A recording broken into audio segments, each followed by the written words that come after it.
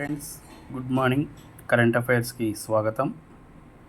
Pope Francis అస్తమయం. తుది శ్వాస విడిచిన క్యాథలిక్ గురువు, ప్రపంచవ్యాప్తంగా సంతాపాల వెల్లువ. మేలిమి బంగారం 10 గ్రాములు, అక్షరాల ₹1,00,000. ద్వైపాక్షిక సంబంధాలపై పీఎం మోడీ మరియు అమెరికా అధ్యక్షులు జేడీ వాన్స్ సమీక్షించారు. ఎస్సీ వర్గీకరణ దృష్ట్యా 866 పోస్టుల భర్తీకి 18 నోటిఫికేషన్ల జారీకి ఏపీపీఎస్సీ సిద్ధంగా ఉంది.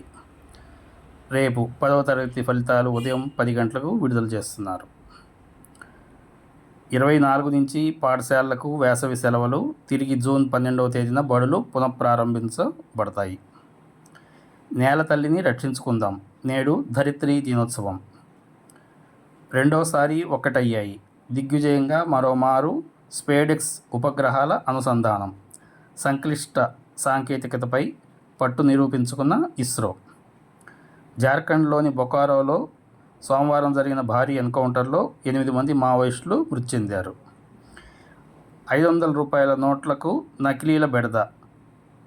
పట్టుకోలేనంతగా పకడ్బందీగా ముద్రణ.